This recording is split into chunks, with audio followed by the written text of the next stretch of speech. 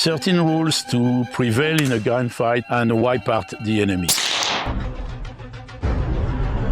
It's like when your mother-in-law visits. The only things that matter is to win and survive.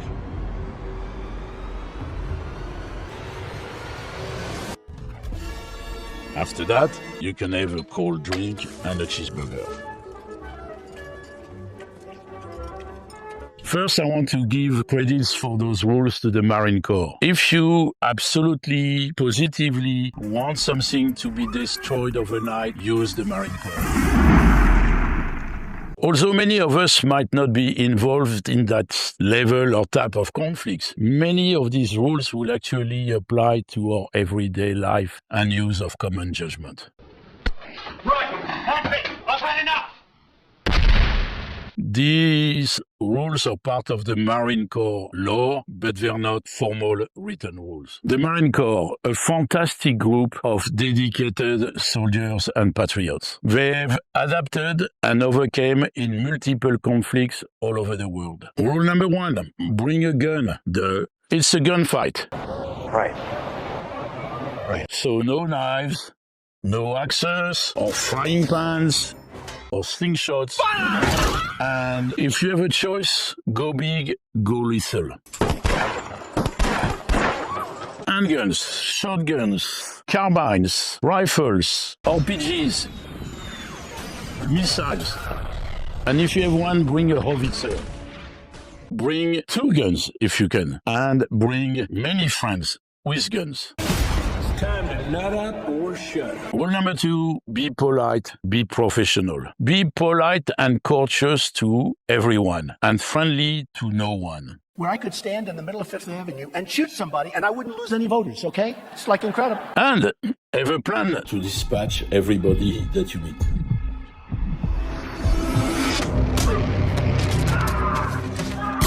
Obviously, this does not apply when you're planning your next vacation. Rule number 3, decide to be aggressive enough, quickly enough. Speed reduces your risk and also it brings the element of surprise in your favor. There's a time for talking and being reasonable. But if this clearly leads to nowhere, time to change your approach and be aggressive.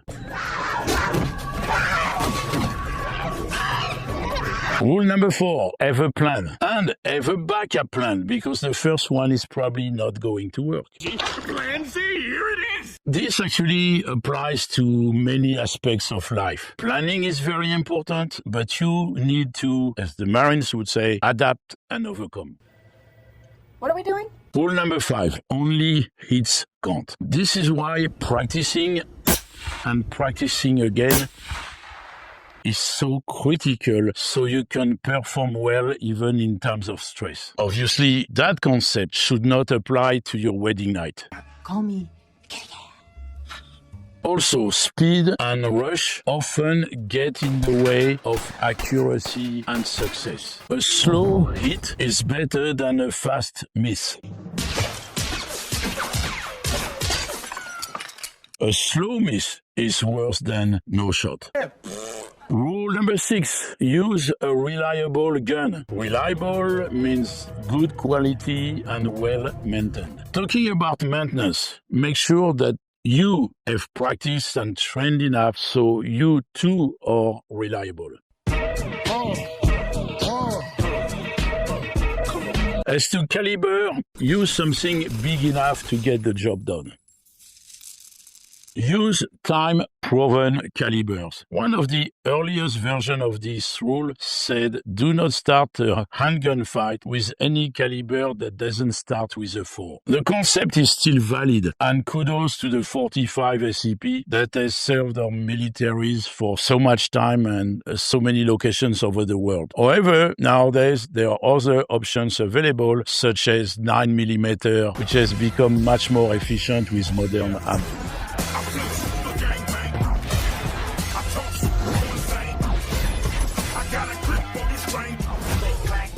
Rule number 7. Anything worth shooting is worth shooting twice. Ammo is cheap. Your life is expensive. Apparently society values me. Very much. And do not forget to double tap. Of course! Rule number 8. Do not drop your guard. Remain vigilant always. I'm watching you. Well, I have eyes too. So I'll be watching you. Watching me. Rule number 9. Use cover and concealment. Stay protected. Only your opponent should be exposed. Oh, okay. Stay concealed. Only your opponent should be visible. I'm hiding behind this curtain because my kids are looking for me. Rule number 10. Flank your adversary. And do not forget to protect your own flank. Rule number 11. Always cheat. Always win. The only unfair fight is the fight that you lose. Over the years, nobody will remember which caliber or which tactics were used. The only thing that will be remembered are who lived and who died.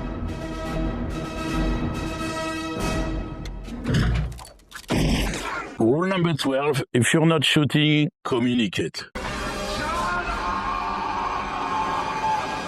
And reload. Always load what you shot. Rule number 13, move away from your attacker. Distance is usually your friend. As to movement, lateral or diagonal is usually preferred. On the topic of movement, and not falling flat on your face. Nothing seems to fit. A long time ago, I found myself in a pretty lively showdown with two folks who were basically trying to give me a rearranged anatomy.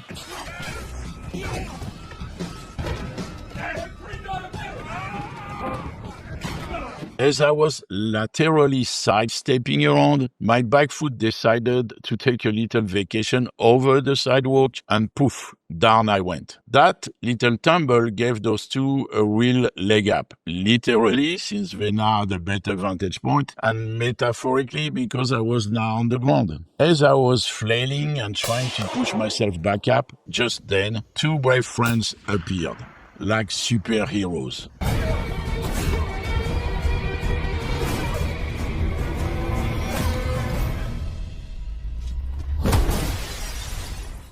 They showed those troublemakers the errors of their ways, and that messing with me was a big mistake. So, moral of the story, movement is good, especially lateral and diagonal,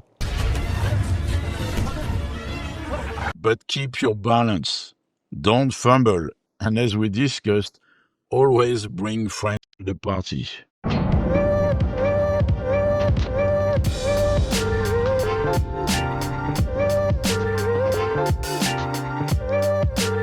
Praise the Lord.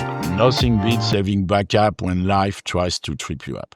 In conclusion, join the military. Go! What's your sole purpose in this army? To do whatever you tell me, drill sergeant? Travel all over the world, meet interesting people, and dispatch them.